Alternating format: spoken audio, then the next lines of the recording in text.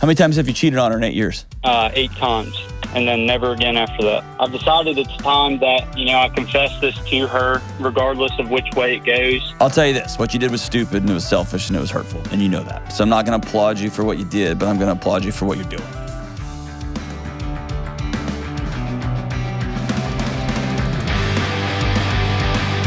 Woo! What's up? What's up? This is John with the Dr. John Delony Show.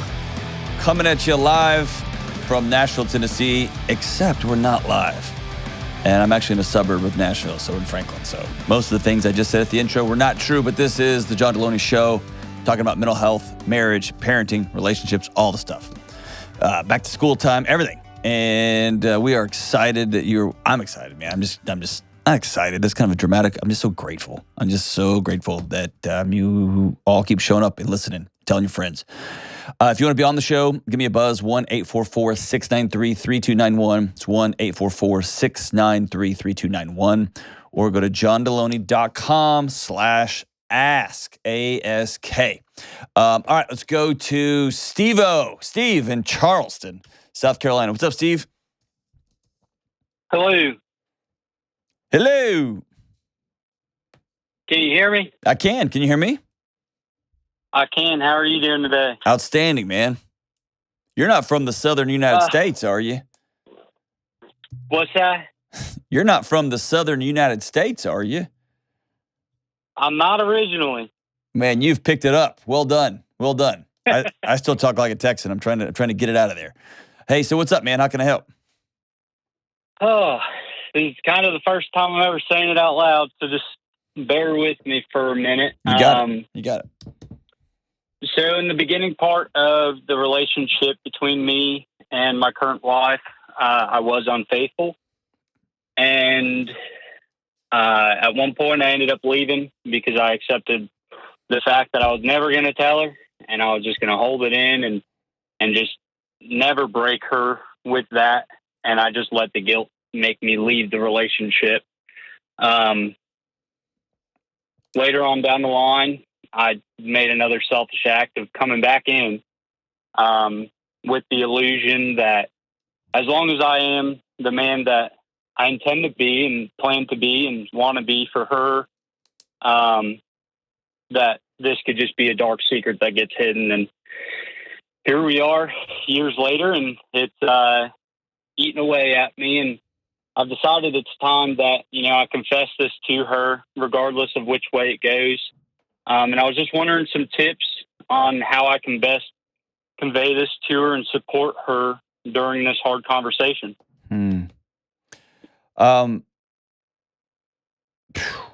One, thanks for saying it out loud, man. Thanks for saying it out loud. Thank you. I'm the first person you ever told that?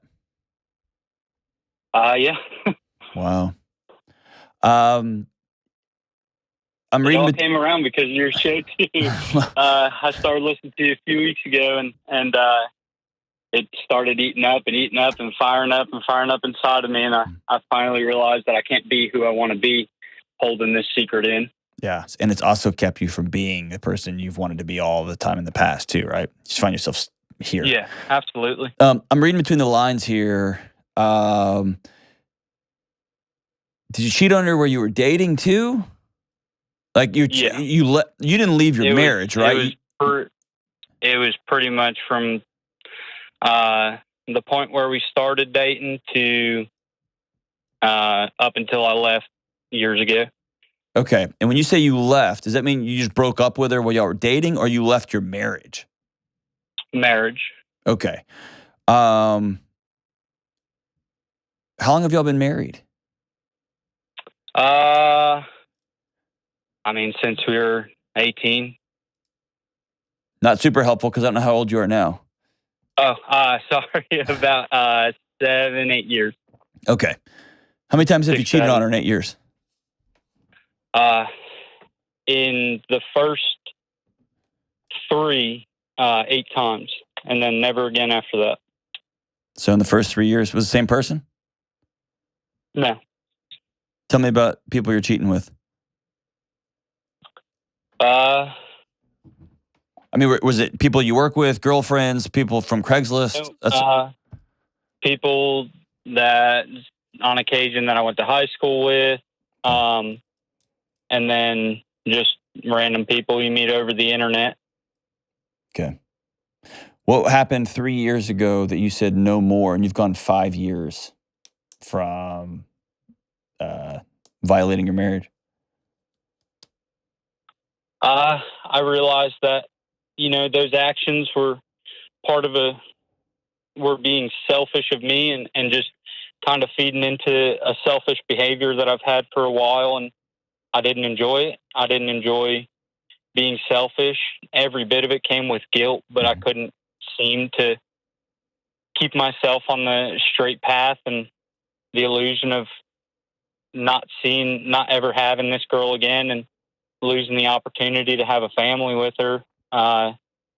It kind of just made me think that I can hide this secret and continue on the straight and narrow, and it would be like it never was and never happened. So here I am realizing it's not. We'll get to how do you tell. Okay. There's an important way to do that, a right way to do that. And there's a couple of terrible wrong ways to do it. Here's my concern. Your reason for quitting cheating on your wife is still utterly selfish. You don't want to blow this with her. You want to have a family with her. You want to stop feeling guilty. And what I haven't heard from you is, I destroyed the life of somebody that I love. And there's an empathy, there's a submission, there's a taking a knee. While somebody sits above you and saying, I'm sorry because I've just thrown a grenade in everything you think you know. And I don't hear that in you. Maybe it's the first time I'm saying it, because that's what's in my mind. Okay. That's why, it hasn't occurred again. And that's why I've gotten to the point of feeling as if I need to confess about this, because everything we've built and the person that she thinks she's with is wrapped around an entire lie that would change everything from, our whole entire relationship. Okay. So here's kind of the mechanics moving forward. Okay. I want you to think of this. The way I was trained to do death notifications by Dr. Andy Young. This guy's a super important man to me, brilliant man. Gave me the line, facts are your friends when you're having hard conversations. I've also been a part of having to let employees go, having to tell people that their kids have passed away. Like my whole career has been hard conversations. And I did it wrong for a long time. And until Dr. Young gave me some pretty clear guidance. So I'm going to pass that guidance from him through me onto you, okay? What's about to happen is the death of her life, okay? You're about to put a period at the end of everything she thinks she knows, and there'll be a before and after in her life, okay? Why am I telling you that? I want you to treat it that way. And when you treat it that way, facts are your friends. So here's what that means. Talk way less than you think you need to. The moment you sit down and say, this is a heavy conversation, her heart's going to start beating fast, and she's going to have some idea, because you did leave at some point, right? Yes. Is there any chance she knows about this and has chosen to not think about it? I think so. I feel as if there's not 100% trust there. And we're kind of just in a charade that she pretends to believe me. Because when I came back, she hasn't had any inklings, so she chose kind of to forget the past, but that doesn't also give me her full trust. A lot of times people will, is completely undeserving. in the same way that you buried part of your life, she's buried part of hers, so that we can maintain and just keep heading forward. Right? And we think that if we uncover this, it's going to be worse. And what you find out over time is, no, the longer that secret stays buried, the more those secrets become infected. Right? And then it becomes less about you cheated on me, which is huge. You cheated on me multiple times. You made me unsafe. You slept with people off the internet and made me unsafe.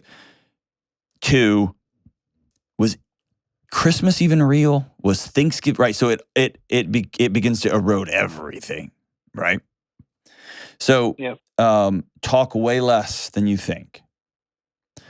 Be very specific and very clear. What do I mean by that?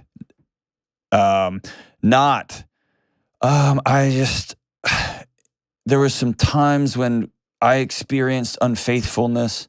No. When we were dating on 7 different occasions, I cheated on you. I had sex with other people. Then we were married the first 3 years of our marriage. I had sex with 8 different people. Or I had sex with 4 different people 2 times each. I have not slept with anybody else. I've not cheated on you either physically or emotionally in 5 years. Do you see what I'm saying? That's specific, and then there's a period at the end of that sentence. And I know it's going to break your heart, because here's the thing, all the explaining, she is going to be in full fight or flight. Her ability to process and rationally think through and let's talk, that will be over. It will be about survival. Okay? So that's number 1. Number 2, do not lie. Tell all of the truth. Okay? If we're going to go there, let's just go there. Is there a chance that any of these people were her friends or something that's going to be even more explosive on top of the already explosive? No. Okay. Just nope. Okay. Okay, so don't lie. And number 3, here's what I did. Here's what I'm doing. And I'm at your mercy now. Okay? She gets to speak into what healing will look like if there's going to be healing. Okay? So here's what I did. I cheated on you, period. Here's what I'm doing now. Haven't done anything for 5 years. I don't have Facebook anymore. I deleted Instagram because I'm not talking to people on the internet. Here's the steps I've taken. And number 3, I know I've hurt you deeply. And I know it's going to take time for us to heal. And what I can tell you is I'm sorry and I'm willing to do whatever it takes. That's the last thing I'm going to say. Okay? And she might say, why? What happened? What was going on? I think it's important in that moment to say, I want to stay in this conversation and not go back yet. I'm sorry. I violated our marriage. I'm sorry. You deserved better than that, and I'm sorry. And I've made steps that it will never happen again, but I know I've got a long way to go. I want you to keep bringing it back to the present, back to the present, back to the present, okay? Okay. Here's the last thing I'll tell you. I say we're in the John Wick generation of people who watch a lot of movies, and they're like, if that ever happened to me, you know what I would do? And I always laugh, and I'm like, you have no idea what you would do. Right? Like, if that bad guy came in here and started shooting, you know what I would do? You would probably, 98% of the world would duck and run. And that's not a bad thing. You would duck and run, right? You have no idea what her response will be, even though you have played it out in your head. And I want you to be at peace with the immediate reaction and then understand this is going to unfold for a while, okay? What that means is this. She might say, get out. Get out. And I think the wise thing to do would be to stand up and say, I love you. I'm sorry. And maybe you have a letter written and you put it right down there and then you leave, okay? She may want to talk and talk and talk and talk. I think that's not super wise, but also some people just process that way. Like I said, keep bringing it back to the present, back to the present, back to the present. If you take a break, let's take a 30-minute break, let's take an hour break, and then we can talk about the past. That might be a wise thing to do. And then you can kind of start talking about other things. But she may tell you to get out, and she may file for divorce Monday. And she may tell you to get out, and she doesn't want to talk to you. She won't return your text, won't return your calls, and then she'll call you back in a week. Or she may say, man, Steve, I knew this. I knew. And now you'll have some healing to begin. right? Or she may say, I'm not leaving you, you're not getting rid of me, but we've got a lot, right? You see what I'm saying? You have no idea what the response is going to be, even though you think you know it's going to be. Are you at peace with that? Yeah. No, but yeah. Yeah. That's a good answer, actually. That's a great answer. It's something that I've accepted that I will have to deal with, because it's the consequence of my actions. Okay. So yes and no. Dude, that's some brave ownership there. Where'd you learn that? Because that's new for you. Just, a lot of it probably came from listening to you last few weeks and really reflecting back on my life, and realizing a lot of the hurtful things that I've done that, I can't take back, but can own up to them now and move forward being the person that I want to be. It's awesome. I mean, that literally is the only step you got, right? Is to own what happened and then move on. Don't, please. I'm smiling right now. Don't do this. Don't say, hey, I've been listening to this podcast for the last few weeks and I realized I need to tell you something. Because what that will do is that will diminish the last 8 years of deception into, well, this guy I listened to told me, right? Yep. This will be, and remember what I said earlier, the more you talk about you and what you've been experiencing, it diminishes the apology. It diminishes this moment because this moment's going to be about her, right? This coming clean is going to be about her. You're going to benefit from it, right? You're going to walk taller and you're going to sleep deeper than you have in a while, but you might be doing it on a friend's couch. Are you prepared for her just to say, get out and file for divorce? It terrifies me, but of course, it's a possibility that, Okay. Like I said, I just have to accept as a possibility. And What do you think she's going to say? I don't know. I have two versions in my mind. The like you said, I knew. Mm-hmm. I didn't fully know, but I know now. And, how do we move forward? And then the other is... That's your fantasy response, right? yeah. And then the more realism comes down to, maybe not kicking me out, but we need to figure out, what the next steps are for this to end. You have this like fantasy. She's gonna be like, go get some beers and some enchiladas and we're going to talk about this and we'll figure it out. Right? Probably not. Hey, dude. boy's got a dream. Yes. I'll tell you this. What you did was stupid and it was selfish and it was hurtful. And you know that, right? I agree. Yes, sir. What you're doing now is brave and honest and you're heading off into uncharted water. And so I'm not going to applaud you for what you did, but I'm going to applaud you for what you're doing. Okay. Yes, sir. That's a brave, I'm proud of you. I've come to believe over the last 5 or 6 years, especially the last 3 or 4 in my own marriage, secrets kill. They destroy everything. And then as I've looked at the physiology and biology of secrets, they're so destructive. And so I think you're wise. I think you're wise for your personal health, your relationship, if your marriage, and most importantly for that sweet woman that you're married to.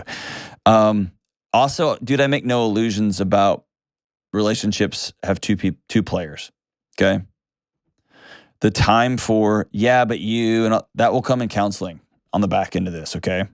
This will be about you taking ownership of what you've done. Have you read my new book? I have not. Okay, hang on the line. I'm going to send you a free copy, okay? And ironically, the name of the book is Own Your Past, Change Your Future. And that's you, right? Yes, sir. Like, here's where we are. And I got to own what happened, and then we got to make some plans for moving forward. Will you do me a favor and reach out to me when and let me know how it goes? Yes, sir. I will. Okay. You know what I'm thinking here as I'm about to hang up here, but I think it would be wise to handwrite a letter and put it in an envelope and seal it, and give it to her, because she's going to go into fight or flight when you tell her this stuff, and when people... Should the letter be just as basically what I would be saying to her out loud? Nope. This is the letters more I love you and I screwed up. It's going to be less specific. You don't need to say in the letter, I had sex with 8 different people. You don't need to say that. Mhm. Say, I understand that it hurts you deeply. And I understand that you're going to feel like you're crazy. And you're going to feel like the last 8 years of your life have been a lie. The last 10 or 12 years of your life have been a lie. And while it all hasn't been a lie, I do understand it. And that you'll go to your grave heartbroken that you broke her heart. And that you're asking for her forgiveness and you're willing to do what it takes to move forward together. Okay? But there's something tangible about it. And that way she can feel it and see it and read it again and read it again and read it again. It won't be an excuse thing. It won't be I just did this. None of that. It's going to take full ownership, but it's letting her know I love you and I'm willing to do what it takes to move forward. Are you willing to do what it takes? I don't want to put words in your mouth. Yes, sir. Okay. That's what I hear that in your voice. Brother, I'm proud of you. And you got some hard steps to take. And it's going to get way worse before it gets better. But I'm proud of you. And you're doing the right thing. You're doing the right thing. Holler back at me. Let me know how this conversation goes. And we will be thinking about you. Talk way less than you think. Facts are your friends. Do not lie. Ask her how you can participate in her healing if she'll have you. And be prepared for this thing to get way off the rails. Way off the rails. We'll be right back. Hey, good folks. Dr. John Delony here. All right, we have to talk about sleep. When life gets busy, it's the first thing we neglect. We stay up later, we binge another series, and we think we can do everything. I know because I've been guilty of it. But you and me and all of us, we have to change. We need sleep.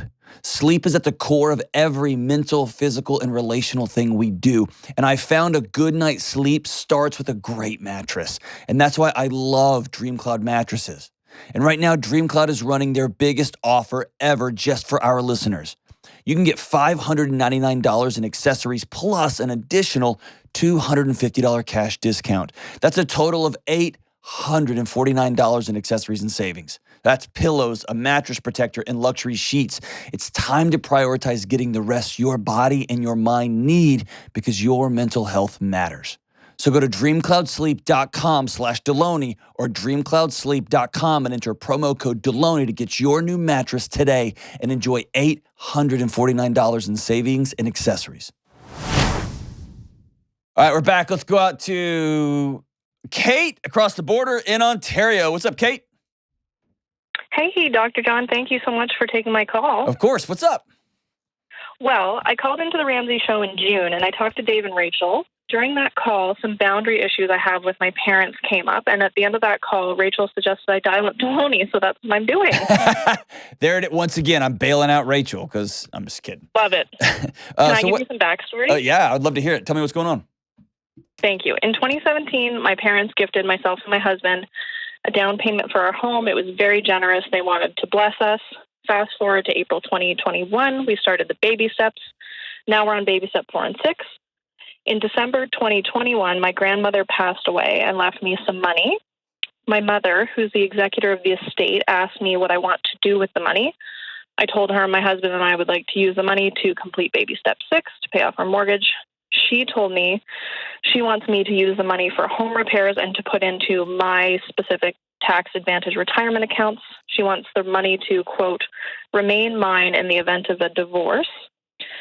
She also said that if we pay off the house with this inheritance money, quote, my father's family will have paid for almost the whole thing. Your husband should pay for half. And I'm just wondering how to set boundaries. Sounds like your mom is a huge fan of your husband. Oh, you know what? And the thing is, she actually loves him so much. Uh-huh.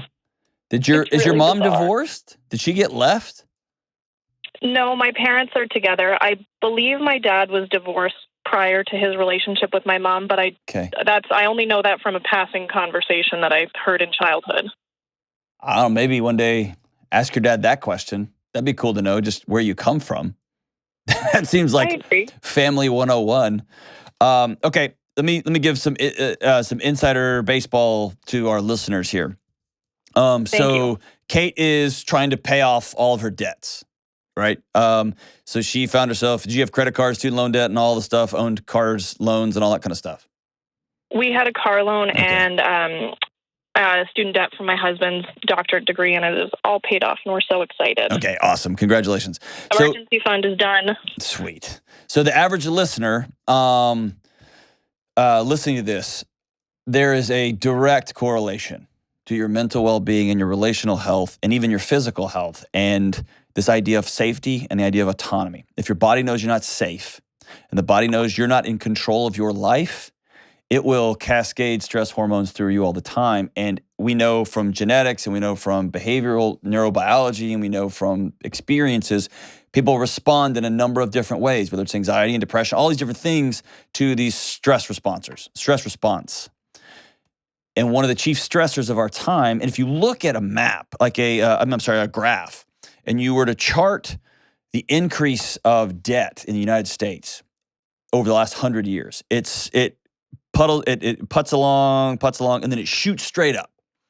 You could lay over that mental health diagnostics. You could lay over that all different kinds of maladies in our culture. And I am convinced, in fact, I'm working with some PhD students on a study so I can prove it.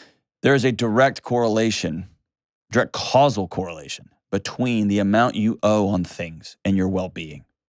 And the problem is we live in a culture that sells debt as a way of being. It's the air we breathe. It also says that, and I don't go down a rabbit hole there. So my friend Dave Ramsey's got a plan how to get out of debt, right? And here's how you just do this. And here's how you free yourself and your family. And quite honestly, you really do a lot of work on your mental health and relational health. So that's where Kate finds herself. And so what was the original, like, when you were getting married and your grandmother was going to bless y'all with a house down payment, how much was it? My parents gave us a house down payment of $50,000. Okay, so your parents gave you $50,000, and then what's the inheritance that you've received from your grandmother? $166. I've received about half of it due to just estate red tape. I should receive the remaining half-ish in about a year or in the next year. Okay, so to the listener, there's going to be a debate between whether do we invest this money so it grows while at the same time paying mortgage interest rate? And then someone's going to say, but it could grow at 10% and your mortgage is only at 3%. So you're actually, if you pay your mortgage off, you're being stupid because that money could earn 7%. You can earn that gap and blah, blah, blah. Here's what I am hell-bent on this show is solving for freedom, solving for peace.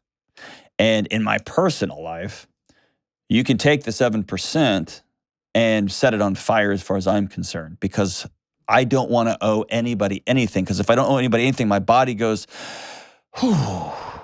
And most of us, especially our parents and families, have never exhaled because we've always had a car payment or a student loan or a home payment. And that's why people get bananas to pay everything off, even if the math might be different, right? It might work out differently. So you are saying, Kate, you and your husband are choosing freedom. Not some imaginary return in the market that may or may not happen down the road, right? Exactly. Okay. So let me first say, if I was in your seat, your situation, I would do exactly the same thing you're doing, 100% to the letter. Okay. So my advice is not mathematical. My advice is, here's what me and my wife would do in our home. And then what I would do is I would spend the next 20 years with no house payment, no car payments, no nothing payments. And you want to talk about wealth accumulation? Sister, it's going to pile up in a wild way, okay? So here's the bigger boundary issue.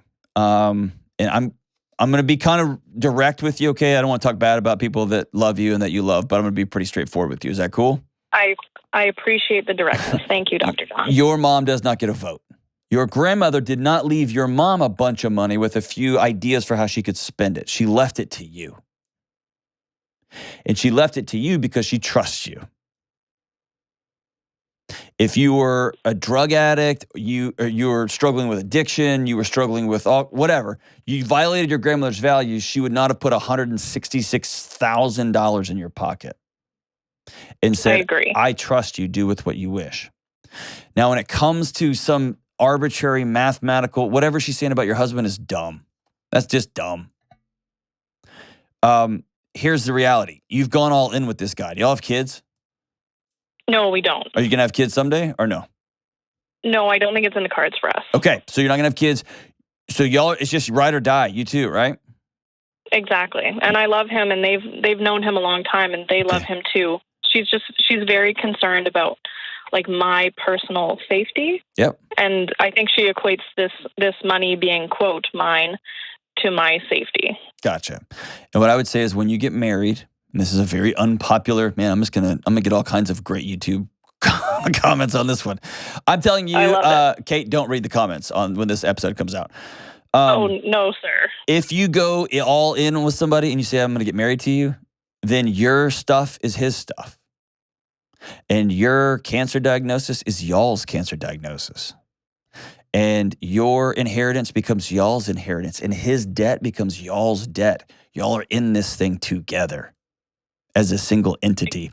And when you hedge your relationships, the big one that I get a lot of grief for is having separate checking accounts. Yes, we're going to make humans together. Yes, we're going to buy a house together. We're going to do all these things. But I get my money and he gets his money. That's a hedge because I don't fully trust him. And if you're not all in and he's not all in, then your marriage is going to have a hole in the boat, right? The only way it works is go all in. And what does that mean? When you go all in, you know what can happen? You can get hurt really, really bad. So I'm also going to be honest with you. There's a chance you pay off this house and you pay off the mortgage and y'all pop a bottle of champagne and he files for divorce the next day. And yes.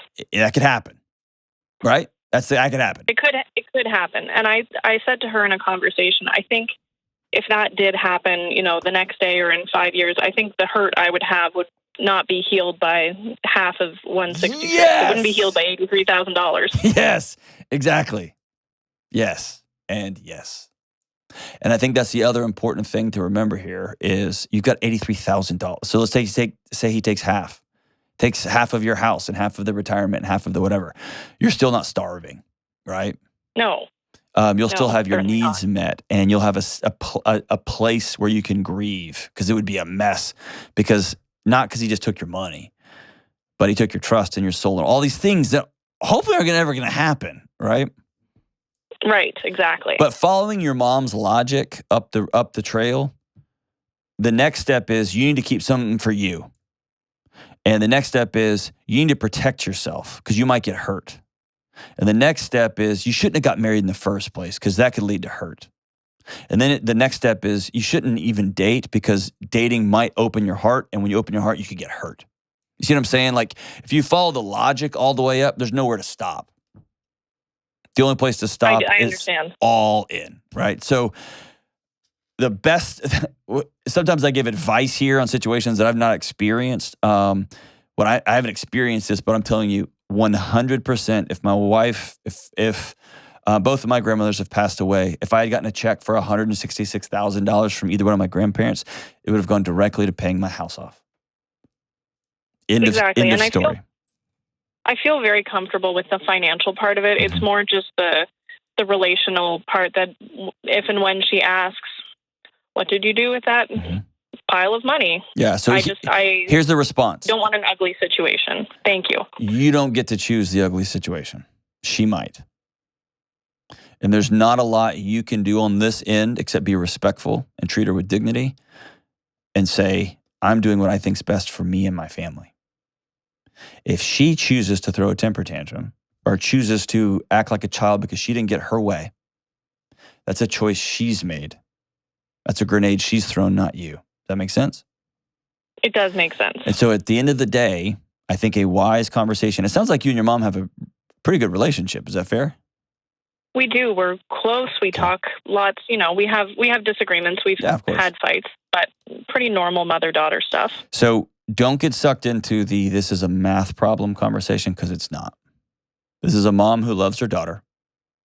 And this is a mom who's either experienced it or has friends who's experienced it or watches a lot of, late night TV and doesn't want her daughter to get hurt.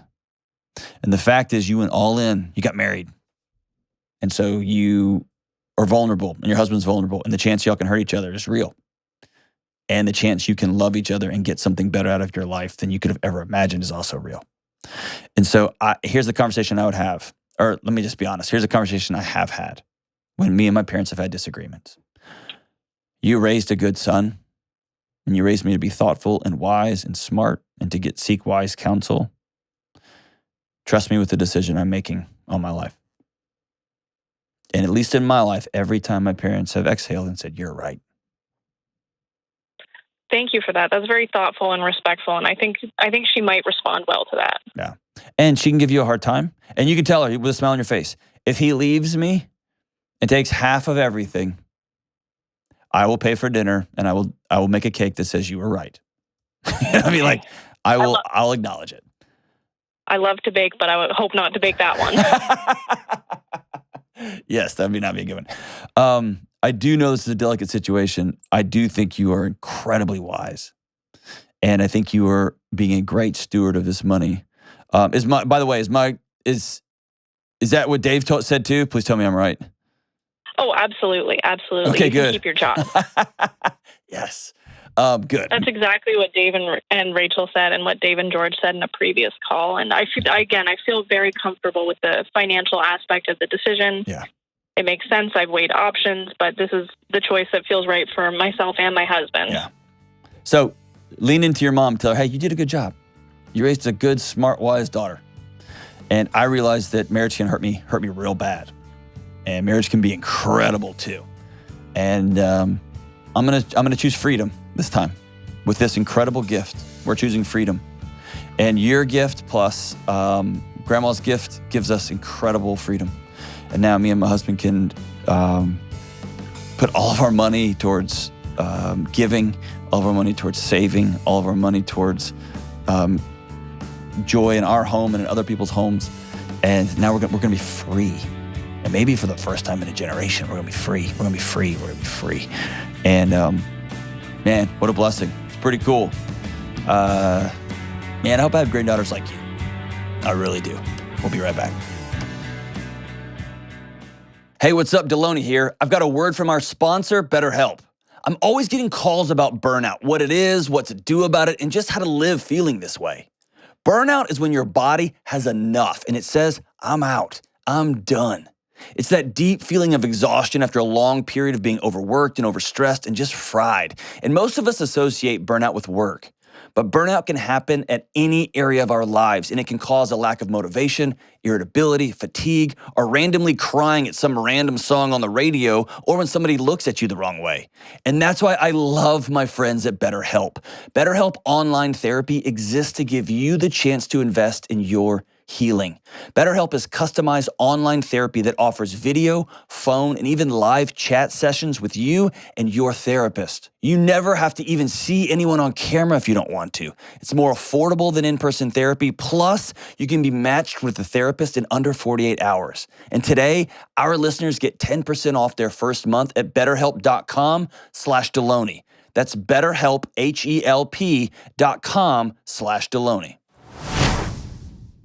All right, let's go to Lisa in Hilton Head, back to South Carolina in the South. Hey, Lisa, what's up? Hi, how are you? Good. Sorry, I don't know how to work the phones. I'm figuring it out. That's okay. I don't know how this job works. What's up? How's it going? Good.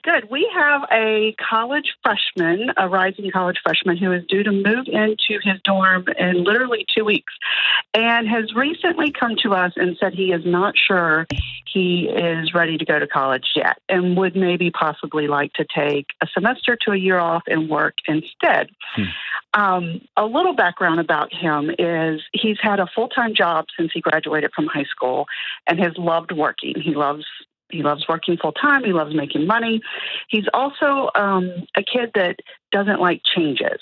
So he's always had to be nudged a little to take risk and do new things. And I guess my question is, my husband and I really value education, and we know that it's much more than just a degree. It's learning to live on your own, learning to live in a dorm with other people.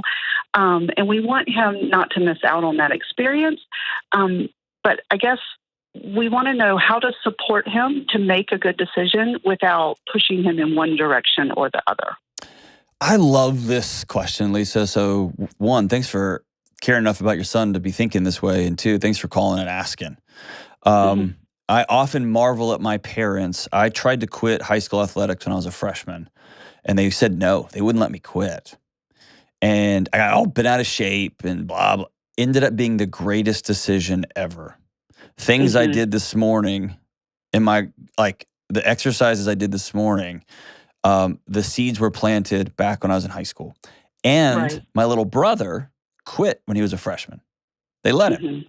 I got so mad. I think I was in college. I think I was a freshman in college. I was like, you're letting him quit? It's ridiculous. He was a different kid with different experiences and different, right? And they somehow knew the difference. And it was the great right decision for him. And so, and he was working out this morning in the gym too. And so all I have to say is this. That's a great intuitive question. Just my gut reaction, having worked with countless college students and countless college parents, my gut reaction to this situation right now is send him and say, we're going to give you an off-ramp if you want it. Right. Okay? There's something about, I'm doing this with my daughter now. She would prefer, she was a COVID kid, right? So her formative years, preschool, kindergarten was all at home and masked up. And so now the world's back open and it's like, hey, you got to do an instrument and you're going to have to do jujitsu or a sport. And she's like, I'd rather just sit at home and color. And so so I have to say, okay, do this, but in 3 months, we're going to give it 90 days. And then if you're done, you're done. And I'm good with that. But I want you to try new things. Of course, she went to her first piano lesson and loved every set, right? So I think you are right to say, we totally hear you. We're going to make you a deal. We're not going to hold it over your head and we're not going to go bananas if you go for one semester and say, I'm out. I can't do this. We'll check in with you. We'll drive down to wherever school is for in 1 month and 30 days and we'll take you out to dinner and we're going to get a pulse on how things are going. Right. And maybe some notes on the calendar along the way that give him some landmarks, right? That might be real helpful. And maybe he has to do a couple of things. You're going to have to get involved in one group. Like you have to do one thing, right? With one group of wackadoo college students. You can't just go in your room and play Halo and then in September say you hate it and you want to come home. Right. Maybe he's got to get a job or something. College is what you make it. So you can make it great and get involved and get out of your comfort zone some and do things. And you'll look back on those and those will be the greatest experiences that you ever had, but you wouldn't have had them had you not pushed yourself. So, but let me catch you on two things. It was your greatest experience ever, and it might be miserable for him. So we have to hold that loosely, right? Sure. Going to big crazy concerts with the crowd is all chaotic. Those are some of my most formative, wonderful memories. My son doesn't like it that much, and I keep saying, yeah, but if you just go do it. And finally, it's like, oh no, he's a different, right? Does that make sense? So that's your experience. It was the most formative, incredible. And you see other kids have it. That doesn't mean it's his. The other thing is, it's college is going to be what you make of it. Is a really intimidating layout of it's an intimidating landscape to someone who's had their school lives curated, their home lives curated, their work lives curated. They've never had to make it. They don't have that skill. You know what I'm saying? Right. So it's like putting somebody in the batter's box of a major league picture and saying, just swing the bat. It's like, that ball's coming 90 miles an hour. I don't know what to do with that, right? So it can feel very much that way. So when we say it's going to be what you make of it, going back to what I said earlier, break it down. Once you get involved in one group, I want you to, I'm going to put a little bit extra money in your account, and I want you once a week, you and your roommate, just go hang out. Go to dinner on me, right? In October, by October 1, you need to have a part-time job somewhere in the community. And let's get involved with the film club, get involved with the drama club, get involved with the intramurals or whatever. You got to do one thing. Sure. And that's different than it's going to be what you make of it. I don't even know what that means. All right. Right. Okay. That's good advice. As a high school kid, everything, I was all about making it. I was all about, it is going to be what I make of it. I knew what that meant. Other people that I loved don't have the skills for that. And that's fine. I didn't have skills for sitting down and studying and paying attention. I was too busy having it be what I made of it. Right. Exactly. Here's you said something earlier that it's going to be hard for you and your husband. And this is tough. You two value education in a major way. I value education. I spent my life doing it. My wife is a lifelong educator. My son, here's how much we value it. Our son told us never mind. I don't want to say private stuff. I can just say I looked at my wife and I was like, this is what happens when nerds are raising nerds, right? We value education. I also have to know that my son may come to me one day and say, I want to be a diesel mechanic. I'm going to be the best damn diesel mechanic that's ever existed. And I'm going to take him out to dinner and say, awesome. Right. And I have pictures of him playing Frisbee on the lawn at Stanford. The chances of that happening are very slim. Right? Sure, right. And it won't be intellectual. It won't be like his brain capacity. It's going to be what his life wants to look like. So you guys value it very, very much. I would say it might look different. Education just simply looks different in many corners of the world these days. So don't hold your son hostage to your dreams, or more so your picture of what you think his life is going to look like. Right. Does that make sense? And that's so hard. Yes, absolutely. Yes, it is hard because you want them, of course, you want the best for them. You want them to do well and be successful in whatever that looks like, whether it's working or college or what have you. But here's the thing, though. Parents, we don't get credit for this. And I think I've talked about this on the show here. One of the, if you had to have me distill down one of the top 2 or 3 moments I've been most proud of my son, he came to me and my wife at Christmas last year and said, I need to have a family conversation. I think I mentioned on the show, I was like thinking in my head, are you already smoking? Like, really? You're 12, right? And he sat us down, me and my wife, and he said, I would like to ask to not play baseball this spring, but instead I want to be in the school play. I want to do theater. Oh, good. And yes, I did theater in college. My whole career is based on acting and theater. Like I was like, yes. And my granddad played baseball. My dad played baseball. I played baseball. Right. And it hit me. Oh crap! This is gonna be the first spring we don't do baseball. Like a Delony guys, right? And so I had without even thinking about it, I had created a world where this is what our life is going to look like. And my 12-year-old son bravely sat down and said, I want it to look like something different. And so it's both and. I, as a parent, get to grieve the fact that I had a picture and it's going to be different. Right. I get that. If your son does a semester in college and he makes straight C's and he said, guys, right now I'm 18. This isn't it for me. I want to go to mechanics. Does he have something else in mind that he wants to do?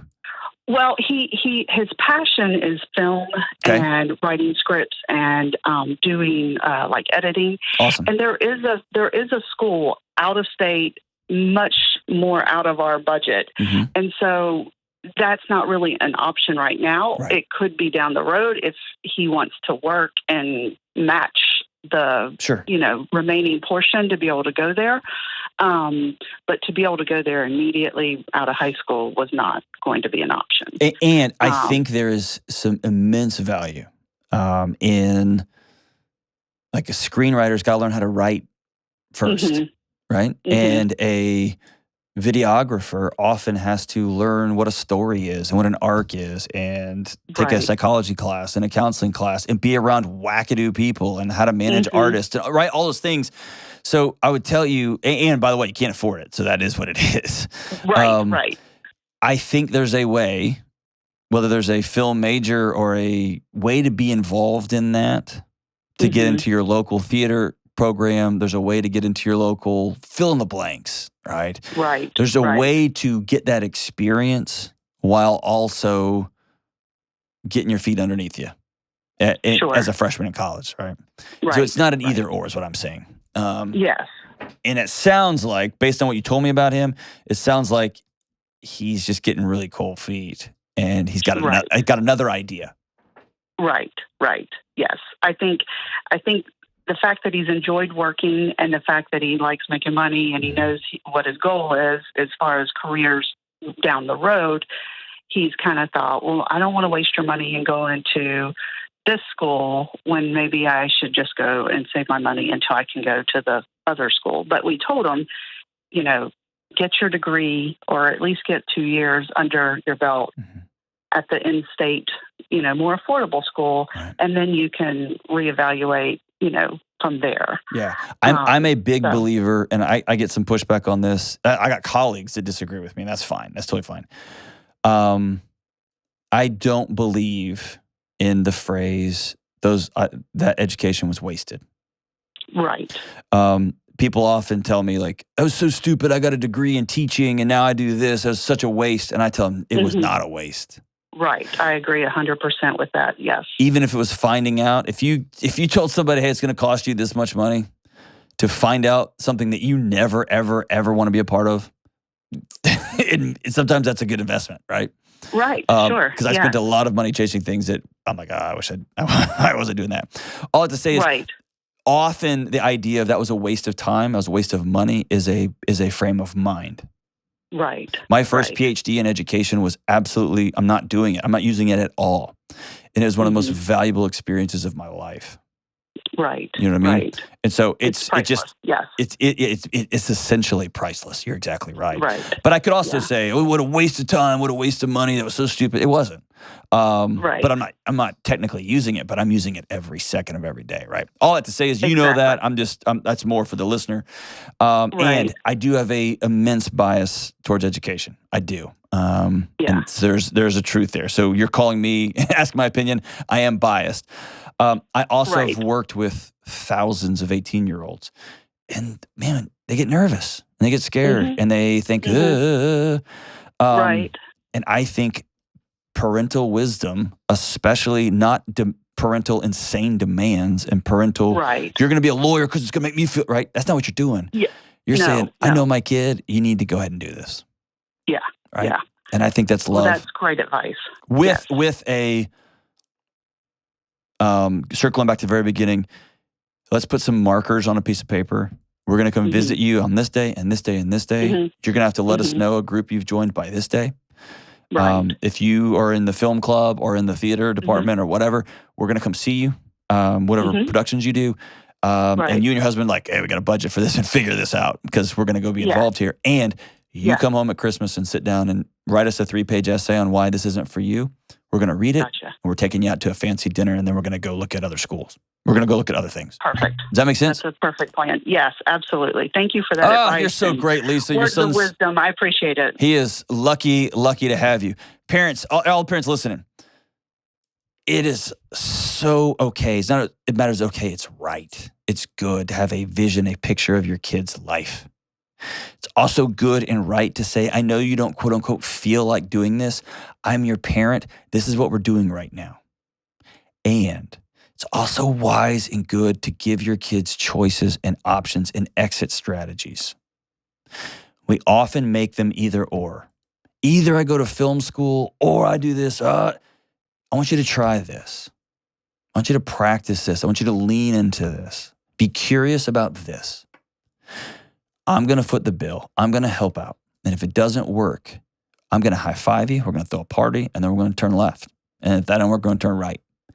But I want you to have these experiences, and I'm your parent, and that's my job, is to be wise and to continue to speak into your life. There's a reason why culturally, all across the world, there's not a mad release of 18-year-olds into the world. There is mandatory military service. There is additional education. There is a time, a natural time when begins to be a separation, where somebody begins to find their adult footing. It doesn't have to be college. It doesn't have to be a 4-year university. It doesn't have to be an Ivy League school. Absolutely not. It can be I'm taking a year, and in this year, I'm just going to work, man. I'm 18. I'm just going to work at McDonald's. I'm just going to work down the street. I'm going to get my feet under me. I'm going to learn some skills. I'm going to learn some tasks. And mom and dad, I'm going to be hyper intentional. We're going to go to lunch once a week, and we're going to just talk about how you're developing and growing. We're going to read some books together. We're going to do some developmental things. Or you're going straight to the military. You're going to learn some discipline. You're going to learn under the wisdom and tutelage and experiences of other adults in your life. But this idea that you turn 18 and you're free to run the world, it's not safe, it's not smart, and it doesn't make any sense. And culturally, for bajillions of years, we've understood this innately. And over the last 15, 20 years, we've just said, hey, do whatever you want to, whatever feels good. And this also works in reverse, by the way. Some kid says, I'm going to MIT, I'm going to MIT, I'm going to MIT. There comes a moment as a parent and you look at your kid and say, I know you, you're not. Or if you want to pay for it, you can walk out the front door. I can't keep you from doing it, but it's not wise for you. The wisest choice for you is X and Y. And there's all these stories of the kids that are like, I'm doing it anyway. And they go on and start a company and make $1 billion. There's 1 million of those. There's a few of those. I've sat with countless folks, countless over the years, in my office, behind closed doors, heartbroken young people, heartbroken parents who tried to force a thing that wasn't forcible. All I'd say is be intentional with your kid, have them try things, and also give them off-ramps. Most importantly, be intentional, be intentional, be intentional. We'll be right back. It seems so easy, but most of us way undervalue real, genuine relationships. Our friendships, our marriages. We don't know what we're doing, and instead of diving into the mess, we accept shallowness and distraction, and we wallpaper over our loneliness. So let me say this boldly. You cannot be well alone. You've got to get connected to real-life people and have deep, powerful relationships. I'm talking about relationships where you can be honest, where you can open up, where you can share hard things, and you each know that you'll still show up for each other. And in my new book, Own Your Past, Change Your Future, we'll walk through a not-so-complicated approach to relationships, mental health, and wellness, and getting connected is a key part of that. That's why you'll learn shallowness and loneliness are so dangerous, and more importantly, you'll learn how to create meaningful relationships in your life moving forward. There is no good app to help adults find friendships, but this book can help. Go to johndelony.com to take the next step towards wellness. That's Own Your Past, Change Your Future at johndelony.com. All right, as we wrap up today's show, thanks for being with us. Man, Ike just walked in. Ike's one of the best guitarists I've ever seen. I've never actually seen him that I know. But secretly, he's a shredder. But man, his favorite band ever is Good Charlotte. He loves them. He knows all the Good Charlotte songs. I don't think that's true. But we're going to go with it just as a crew. And his favorite Good Charlotte song, he actually has this tattooed on his chest. It just, if he takes his shirt off, which he does all the time, just right across the top of it, it says The Anthem. So this is his favorite song, tattooed on his body. The song's The Anthem, and it goes like this. It's a new day, but it feels old, and it's a good life. That's what I'm told. But everything, it all just feels the same. At my high school, it felt more to me like a jail cell, a penitentiary. My time spent there only made me see that I don't ever want to be like you. I don't want to do the things you do. I'm never going to hear the words you say, and I don't ever want to. I don't ever want to be like you. Don't want to be just like you. What I'm saying is this is the anthem. Throw all your hands up. You, I don't want to be you. It's kind of heavy. I didn't expect that coming. I thought Good Charlotte was like a happy band. We'll see you soon.